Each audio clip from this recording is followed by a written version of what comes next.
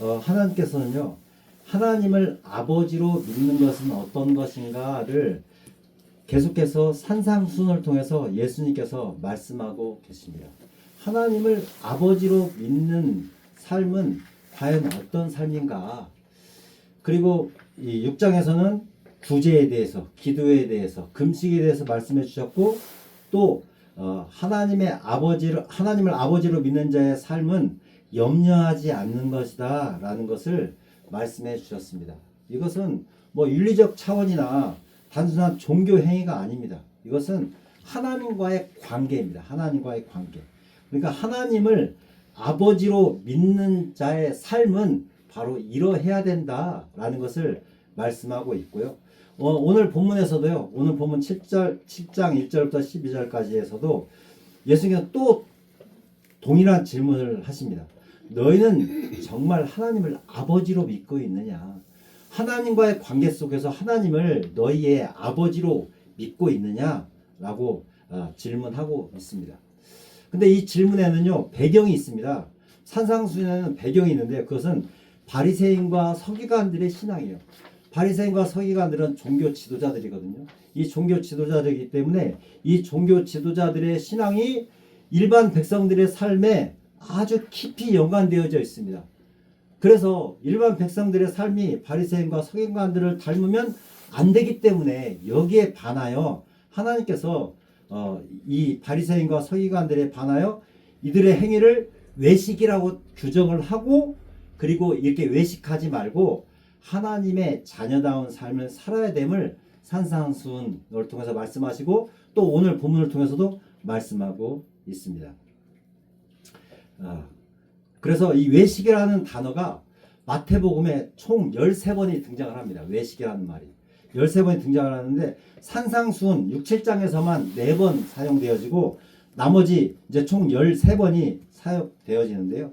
그래서 이 외식하는 자여 라는 거에 대한 배경을 가지고 예수께서 하나님의 자녀다운 삶은 어떻게 살아야 되는지에 대해서 말씀하고 있습니다. 자, 그렇다고 한다면 바리새인과 서기관들의 이 종교자들의 외식에 대해서 잠깐 말씀드리고 본문으로 들어가도록 하겠습니다. 이 외식이라는 말은요, 겉과 속이 다른 신앙이에요. 겉과 속이 다른 신앙. 뭐 TV 선전에서는 겉바속촉이라고 그러더라고요. 겉바속촉. 겉은 바삭바삭하고 속은 촉촉하고. 그러니까 외식은요, 이 바리새인과 서기관들은 겉과 속이 다른 신앙이에요. 겉으로는 경건한 것 같지만 마음은 하나님께로부터 점점점 멀어져 가고 있어요.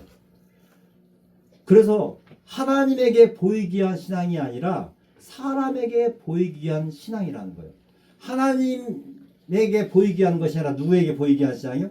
사람에게 보이기 위한 신앙이에요. 사람에게 보이기 위해서.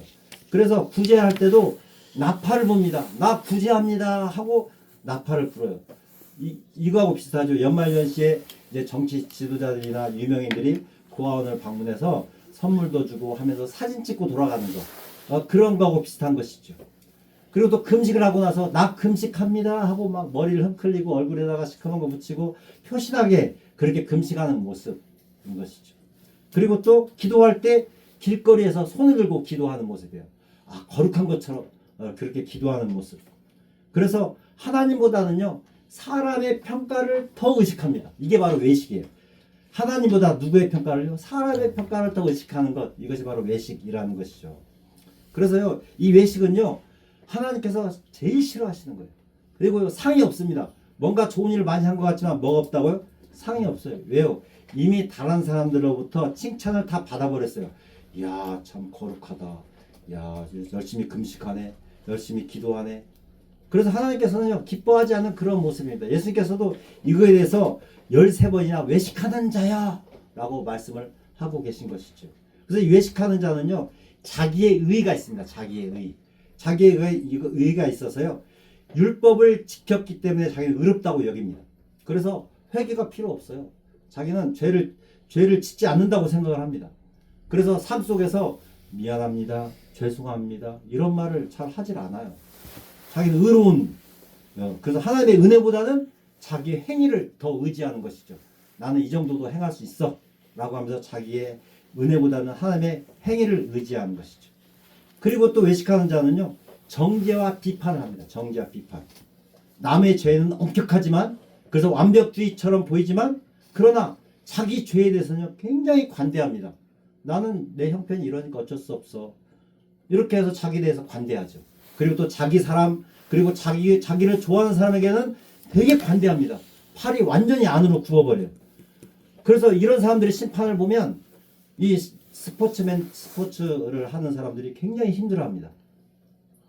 그래서 이 정죄하고 비판하는 사람들은요, 상대방의 작은 티는요, 굉장히 큰 것처럼 봅니다. 그렇지만 자신의 엄청난 들보는 그렇게 크게 들보로 여기지 않아요. 이것은 어떤 것이냐면 하나님의 자리에 앉아있다라고 생각하시면 됩니다. 하나님의 자리에 앉아있다. 그래서 외식하는 자는 하나님의 자리에 앉아있게 되고요. 그리고 외식하는 자는요, 율법주의에 빠지게 됩니다. 율법주의. 그래서 율법의 문자에는 철저히 지키려고 합니다. 사소한 거 하나라도 철저히 지키려고 노력을 하지만, 그렇지만 그 율법의 정신, 하나님의 사랑, 하나님의 긍휼, 하나님의 공의, 이것들은 그냥 다 흘려보내버려요. 중요하게 생각하지 않습니다. 그래서 하나님의 정의, 긍휼, 이런 믿음들을 버리고 그냥 율법의 문자에만 매여서 살아가고 있는 거예요. 문자에만 매여서. 그리고 외식하는 자들은요, 하나님을 아버지로 알지 못합니다. 하나님의 나의 아버지로 믿는 것이 아니라 감시자나 심판자. 그러니까 율법을 어기면은 하나님께서 벌 주시는 것처럼 감시자나 심판자로 인식을 하고 하나님을 믿는 기쁨이 없어요. 그냥 형식만 남아있어요. 형식만. 기도하면서도 찬양하면서도 말씀을 읽으면서도 막 기쁨이 넘쳐야 되는데 그런 것들이 다 사라져버린 것이죠. 그리고 이 외식하는 자들은요, 복음과 예수님을 거부합니다. 복음과 예수님을 거부하고요, 진주이신 예수님을 알지 못합니다. 메시아가 눈앞에 계셔도 배척합니다. 결국 복음을 짓밟는 그런 태도를 가지게 되는 것이죠. 그래서 예수님께서는 이런 모습을 바리새인의 누룩이라고 말씀하시고 또 외식이라고 부르시면서 이것들을 경계하라. 바리새인의 누룩, 외식 이런 것들을 뭐하라고요? 경계하라 라고 분명하게 말씀을 하셨습니다.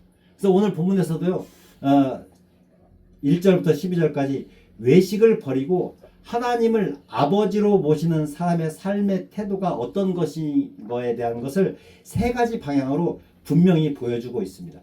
자, 세 가지 방향인데요. 첫 번째로는요, 비판하지 말라입니다. 1절부터 5절까지 나와 있거든요. 비판하지 말라. 이것을 한마디로 요약하면 하나님의 자리에 앉지 말라라는 것입니다. 하나님의 자리에 앉지 말라. 그리고 두 번째 주제는요, 거룩한 것과 진주를 구별하라. 6절인데요. 거룩한 것과 진주를 분별하라라는 것이고요. 세 번째는요, 구하라, 찾으라, 두드리라. 이것은 아버지를 신뢰하는 그런 기도를 하라라는 것을 말씀하고 있습니다. 이렇게 세 가지로 하나님을 믿는 자의 삶에 대해서 말씀하시고 결론적으로 그러므로 대접하라. 누굴 대접해야 되니까 하나님을 먼저 아버지로 대접을 하면 그러면 다른 사람들도 대접할 수 있는 그런 삶을 살 수 있다. 하나님을 뭘로 대접하라고요? 하나님을 아버지로 대접을 하면 삶의 열매로 대접하는 삶을 살게 된다라는 것이 오늘 본문의 흐름이라고 할 수가 있겠습니다. 이제 구체적으로 살펴보면요. 첫 번째, 비판하지 말라입니다. 비판하지 말라는 하나님의 자리에 앉지 말라라는 것이잖아요. 하나님의 자리에 앉지 말라. 예수께서 비판하지 말라 하시고 말씀하신 이유는 분명합니다. 뭘 받지 아니하려거든? 비판을 받지 아니하려거든 비판하지 말라라는 것입니다. 그러니까 이 말씀은 무슨 말씀이냐면 비판하면 그 기준이 그대로 나에게 돌아온다라는 거예요. 그 기준을 먼저 누가 들이대십니까? 비판하는 자에게 하나님께서 먼저 들이대십니다. 하나님의 자리에 앉아 있으니 하나님의 비판을 받을 수밖에 없습니다. 그리고 또한 사람들로부터 상황이 바뀌면 이제 그 사람들에게 비판을 받게 되는 것입니다. 내가 지금은 비판하는 자리에 앉아 있지만 내가 상황이 바뀌어서 내가 환경이 안 좋아진다든지 내가 뭔가 실수를 한다든지 그러면 어떻게 되는 것입니까? 다른 사람들이 나를 비판하는 비판자가 되게 되는 것이죠. 그래서 비판의 문제는요, 단순히 말의 문제가 아닙니다. 말의 문제가 아니라 하나님의 자리에 앉으려는 마음의 문제. 하나님의 자리에 자꾸 앉고 싶은 거예요. 그 에덴 동산에서부터 이 사람은요, 자꾸 어디에 앉고 싶으신 거예요? 앉고 싶은 거예요? 바로 하나님의 자리에 앉고 싶은 거예요. 하나님의 자리에. 선악의 기준을 하나님이 결정하시는데 자꾸 내가 선악의 기준을 결정하고 싶은 거예요. 이게 사람의 교만한 모습인 것이죠. 그래서 하나님께서는 이거에 대해서 비판하지 말라라고 말씀하고 있는 것입니다. 이제 성경에 아주 좋은 예가 나와 있는데요. 그 다윗이 이제 왕권이 강화됐습니다. 왕권이 강화되고 나니까 더 이상 전쟁에 나가지 않아도 됩니다. 그래서 옥상에서 이렇게 보다가 밧세바한테 마음이 끌렸어요. 그래서 밧세바를 데려다가 범해버렸어요.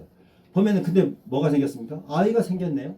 아이가 생겨서 이것을 은폐하기 위해서 충신이었던 남편 우레아를 불러들였는데 이 우레아가 밧세바하고 잠자리를 하기는커녕 그냥 문 앞에서 그냥 밤을 새우는 거예요.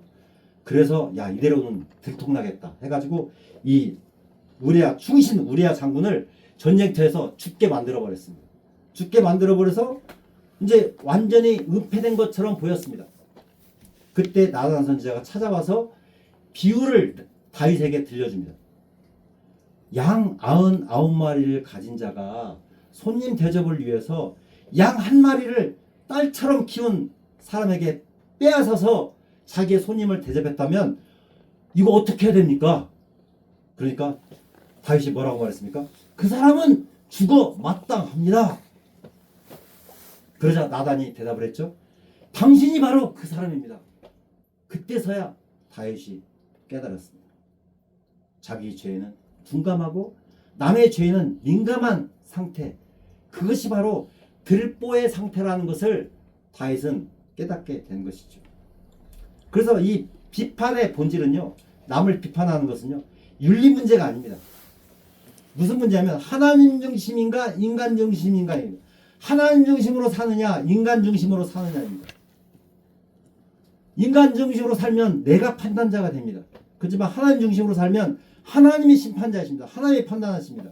그래서 하나님을 아버지로 믿는 사람은 하나님을 판단자로 믿고 자기의 눈을 하나님 앞에 내어놓는 것입니다. 하나님 앞에 자기의 눈을 자기가 판단하고 싶은 마음이 들 때 그때 그 판단하려고 하는 마음을 하나님께 내려놓고 하나님이 판단해 주시기를 그렇게 바라게 되는 것이죠. 그래서 우리는 남을 판단하기보다는 나는 판단자가 아니고 오직 하나님만이 나의 판단자이심을 믿고 하나님 앞에 나의 눈을 내려놓는 삶을 살아가는 우리 모두가 되시기를 소원합니다. 두 번째 주제는요, 거룩한 것과 진주를 분별하라라는 것입니다. 거룩한 것과 진주를 분별하라. 자, 거룩한 것과 진주가 갑자기 이 문맥에서 전혀 엉뚱생뚱한 것이 튀어나와서 이상하다라고 생각할 수가 있겠지만 이것은 하나님을 아버지로 믿는 사람의 또 다른 태도입니다. 그러니까 하나님을 아버지로 믿는 사람은 비판하지 않지만 또 거룩한 것과 진주를 잘 분별한다라는 것입니다. 거룩한 것은 무엇입니까? 하나님께 드려진 재물, 하나님께 나에게 주신 은사, 그리고 영적인 것, 이겁니다. 영적인 것. 그리고 진주는요, 바로 복음, 예수 그리스도. 복음, 예수 그리스도. 그래서 이 거룩한 것과 진주는요, 값없이 준 것이지만 결코 값싼 은혜가 아니에요. 너무나도 귀중한 것이죠. 너무나 나의 모든 것을 걸어서 지켜야 될 것들이에요. 그리고 여기 개와 돼지가 나오잖아요. 개와 돼지가 나오는데요. 이 개와 돼지는요, 하나님을 향한 마음이 완전히 닫힌 상태예요.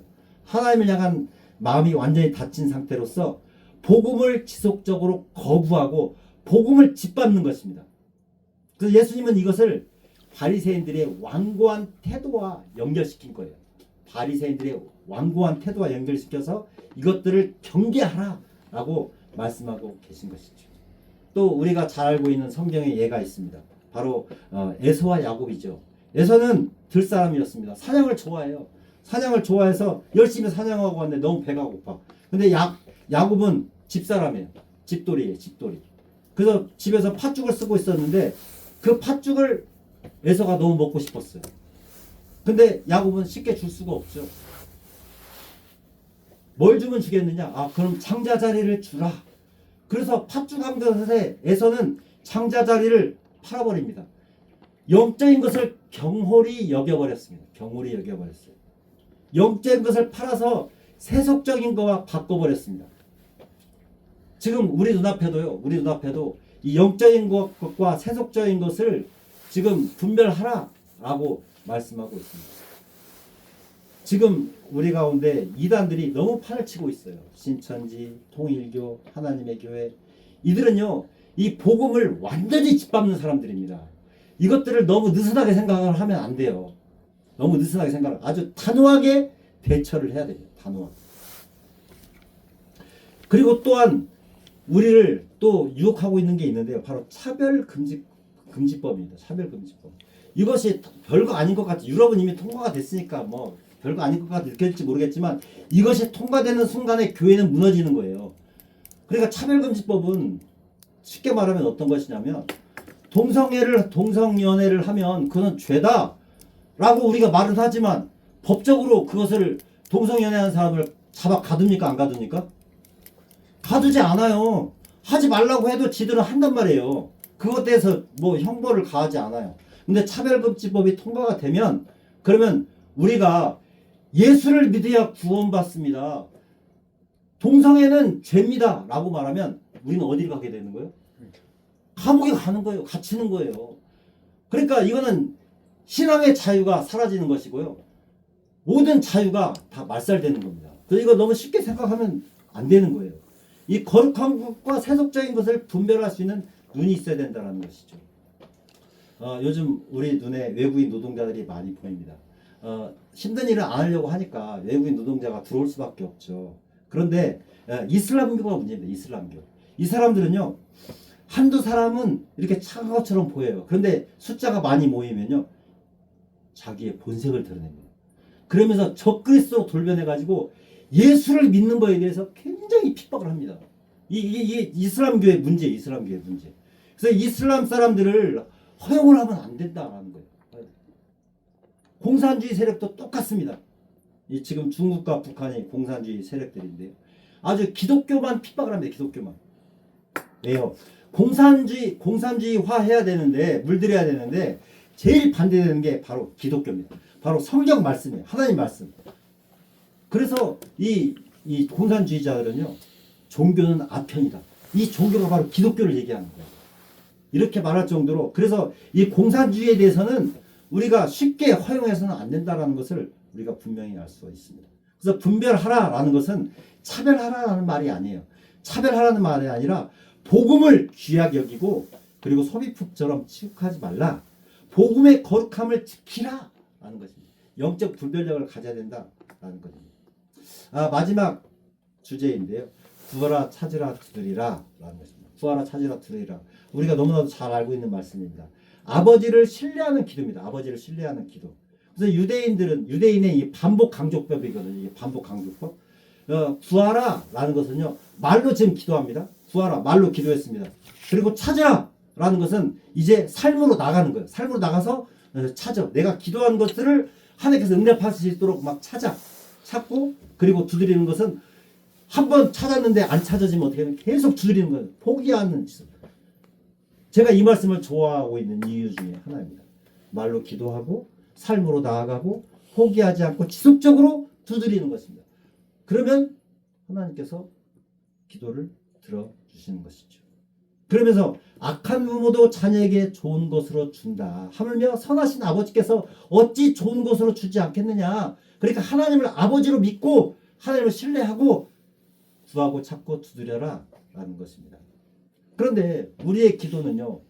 항상 응답이 되지 않는 걸로 그렇게 생각이 되어집니다. 내가 기도하는 건 다 안 들어줘.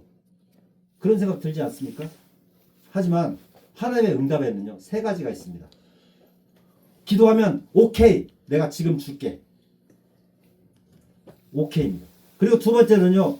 기다려. 지금 네가 그거를 받으면 이것 때문에 교만해질 수가 있고 넘어질 수 있으니까 좀만 더 기다려. 네가 좀 더 성숙해지고 관리할 수 있는 능력이 되면 그때 줄게 하고 웨이트. 그리고 마지막 안 돼. 너는 이거 주면 날 떠날 거야. 안 돼. 대신에 더 좋은 곳으로 줄게. 이게 제일 좋은 기도 응답 아닙니까? 근데 우리는 안 돼! 라고 하면 에이, 하나님은 나만 미워하셔 하고 하나님을 떠난다거나 하나님을 협박하는 경우가 종종 있습니다. 그런데 하나님께 기도하면 응답은 100% 된다는 사실을 꼭 기억하시길 바랍니다. 오케이, 지금 줄게. 웨이트, 기다려. 내가 이건 안 되지만 더 좋은 곳으로 줄게. 결국은 기도 응답은 몇 프로 된다? 100% 된다라는 것입니다. 그래서 이것은 하나님으로 믿고 있느냐라는 질문입니다. 하나님을 신뢰하고 의지하고 믿고 있느냐? 하나님이 나에게 가장 좋은 것으로 줄 것으로 주실 분임을 믿고 있느냐라는 것입니다. 그리고 이렇게 구하고 찾고 두드리는 기도의 예가 나와 있습니다. 제가 이 말씀을 굉장히 좋아하는데요. 바로 한나의 기도입니다. 한나는요, 엘가나의 본부인이에요. 근데 엘가나한테는 한나와 분인나 두 아내가 있어요. 분인나는 첩입니다. 그런데 분인나에게는 아들이 있어요. 근데 한나에게는 아들이 없어요. 남편의 사랑도 한나에게 있어요. 그런데 아들이 없는 것 때문에 분인나한테 계속 핍박을 받는 거예요. 핍박을 받고 사람들도 야, 이거 자녀가 없는 거 보니까 저거 하나님의 저주받은 것 같아. 그러면서 은근히 한나보다는 분인나를 더 지켜 세우는 것 때문에 한나가 하나님 앞에 기도하기로 결심했습니다. 그래서 하나님께서 이 서러움을 분인나의 그리고 사람들의 시선과 이 비난으로부터 벗어나기 위해서 아들을 달라고 성전에 나와서 기도하게 아주 간절히 기도했습니다. 구했습니다. 근데 구하다 보니까 깨달아진 것이 있었어요. 엘리에게는 두 아들이 있는데 엘리가 대제사장으로 있는데 엘리의 두 아들들도 제사장으로 있는데 가만히 보니까 제대로 된 제사장이 성전에 없는 거예요. 이 두 아들은 하나님 앞에 드린 재물을 좋은 건 자기가 먹고 또 성전에서 봉사하는 여인들을 희롱하고 그런 모습을 보면서 제대로 된 제사장이 없네. 나도 아들이 없는데 하나님한테도 제대로 된 제사장이 없네. 그래, 그러면 하나님 나에게 아들을 주십시오. 그러면 제가 그 아들을 하나님께 드리겠습니다. 하나님께 서원을 하는 거예요. 본격적으로 찾기 시작하는 거예요. 하나님의 뜻이 어디에 있는지 찾기 시작한 거예요. 그렇게 기도했더니 하나님께서 어떻게 하셨습니까? 아들을 진짜 주셨어요. 아들이 주셨는데 이제 그 분인나와 사람들의 시선으로부터 이제 그 비난으로부터 벗어날 수 있는 아들을 주었기 때문에 그 아들은 내 아들로 삼을 수도 있었겠지만 한나는 어떻게 했습니까? 한나는 그 아들을 젖을 떼자마자 바로 바쳐버렸어요. 성전에다 바쳐버렸어. 하나님께 드려버렸어요. 이것이 어떤 것입니까? 바로 두드리는 신앙입니다. 나는 비록 아들이 필요했지만 하나님의 뜻을 찾았기 때문에 하나님 앞에 드렸더니 하나님께서 그 아들을 받으시고 그 아들을 사무엘로 만들어 주셔서 이스라엘이 40년 동안 평안하게 만들었어요. 사무엘이 하나님의 말씀과 기도의 횃불을 들고 이스라엘 백성들을 하나님께 인도할 수 있는 귀한 그런 선지자가 되게 된 것이죠. 그리고 한나에게는 세 아들과 두 딸을 또 선물로 주셨습니다. 바로 이게 구하고 찾고 두드리는 신앙인 것이죠.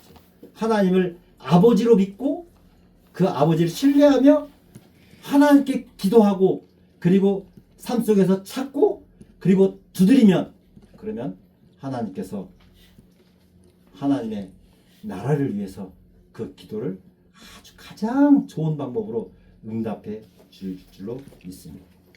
자, 이렇게 하나님을 아버지로 대접하는 삶을 살면 그러면 황금의 열매가 맺혀지게 되는 것이죠. 황금의 열매. 그게 무엇입니까? 12절 말씀 같이 한번 읽어볼까요? 12절 말씀 12절 시작.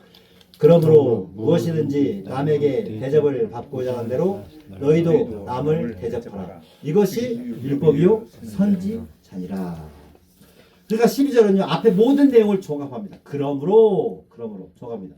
그러니까 비판하지 말고 복음을 거룩하게 지키고 아버지께 구하면 그 삶은 하나님을 대접하는 삶이다.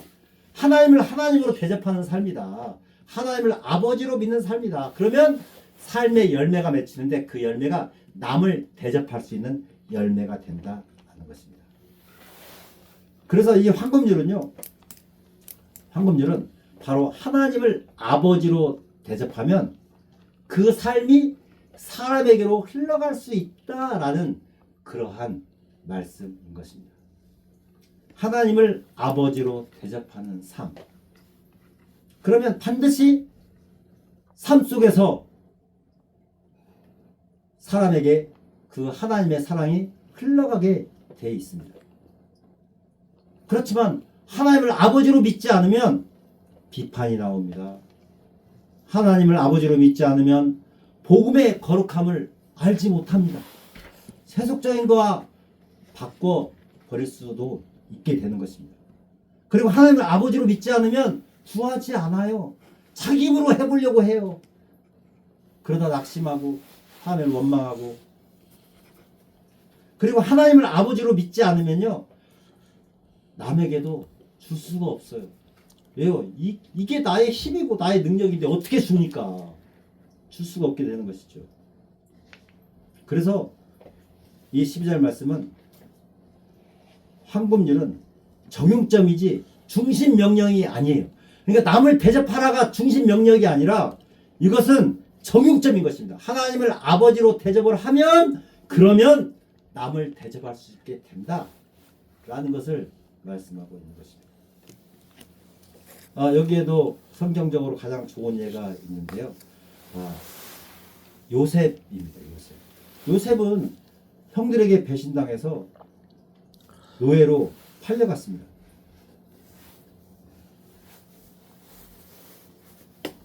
그렇지만 요셉은 그들을 국률로 대했습니다. 형들을 국률로 대했어요. 요셉이 형들을 대접하기 위해서 대접한 것이 아니라 먼저 하나님을 하나님으로 대접했기 때문에 형들을 용서할 수 있었던 거예요. 50장 18절 창세기 50장 18절 말씀에 이렇게 말씀하고 있습니다. 그의 형들이 또 친히 와서 요셉의 앞에 엎드려 이르되 우리는 신의 종들입니다. 이게 어떤 내용이냐면 이제 7년 동안 풍년이 들고 난 이후에 7년 동안 흉년이 들어서 먹을 것이 없으니까 이제 야곱이 이 형들을 곡식을 구하러 애굽에 보낸 거예요. 애굽으로 보내서 거기서 이제 자기 동생을 딱 만난 거예요. 자기들이 애굽에 죽이려다가 팔아버린 동생이 거기에 총리로 떡하니 앉아 있는 거예요. 그러니까 어떤 마음이 들겠어? 아이고 이제 죽었구나. 그래서 하는 거예요. 그의 형들이 또 친히 와서 요셉의 앞에 엎드려 이르되 우리는 신의 종들이니이다. 이제 우리 죽인다 해도 우리는 할 말이 없습니다. 그러니까 자기를 죽이려 했던 형들에 대한 복수할 수 있는 좋은 기회예요. 좋은 기회예요. 그렇지만 요셉은 그걸 복수의 기회로 보지 않았어요. 뭘로 봤냐면 자기가 어렸을 때 꾸었던 꿈의 실현으로 본 거예요. 꿈을 하나님께서 이제 이루어 주셨구나 라고 생각을 한 거예요. 그래서 요셉이 이런 말을 합니다. 19절 말씀에 요셉이 그들에게 이르되 두려워하지 마소서 내가 하나님을 대신하리이까? 두려워하지 마소서 내가 하나님을 대신하리이까? 이 복수는 하나님의 소관인 것이거든요. 사람의 소관이 아니라는 것이죠. 하나님의 자리에 앉을 수 없습니다. 라고 지금 요셉은 고백하고 있는 것입니다. 그러면서 2절 말씀에 당신들은 나를 헤아려 하였으나 하나님은 그것을 선으로 바꾸사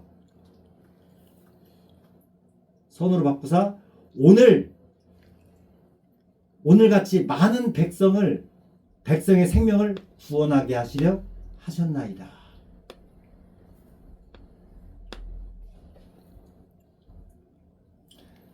당신들을 헤아려 했으나 하나님은 그것을 선으로 바꾸사 오늘같이 많은 백성의 생명을 구원하게 하시려 하셨나이다. 그러니까 하나님이 하나님 되심을 믿고 하나님의 자리에 앉지 않고 하나님의 뜻 앞에서 자기 자신의 모든 그런 생각들을 내려놓게 된 것이죠.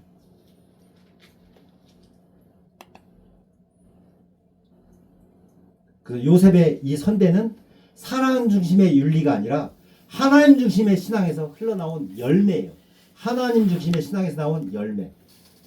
그래서 결론적으로 하나님을 아버지로 믿는 사람의 삶은요, 바로 하나님을 아버지로 믿으라라는 것입니다. 아버지로 믿으라. 누구를요? 하나님을 아버지로 믿으라. 그러면 하나님을 아버지로 믿으면 그러면 우리의 삶을 변화시켜 준다라는 것입니다. 어떻게 변화시켜 줍니까? 남을 함부로 비판하지 않는 겸손한 사람으로 만들어 주고요. 그리고 복음의 거룩함을 지키는 분별력을 갖게 해 주시고요. 내가 노력하는 것이 아니라 하나님께서 만들어 주신다라는 것입니다. 그리고 담대히 나의 아버지께 구할 수 있는 그런 기도할 수 있는 기도의 무릎을 주신다는 것입니다. 그 열매로 나타나는 황금률의 삶, 그것이 바로 남을 대접하는 삶이 되게 되는 것입니다. 우리도 하나님을 아버지로 믿고 그분을 기쁘시게 하는 신실한 자녀의 삶을 살아감으로 말미암아 하나님의 자녀다운 삶을 살아가는 우리 모두가 되시기를 주님의 이름으로 축원합니다. 기도하겠습니다.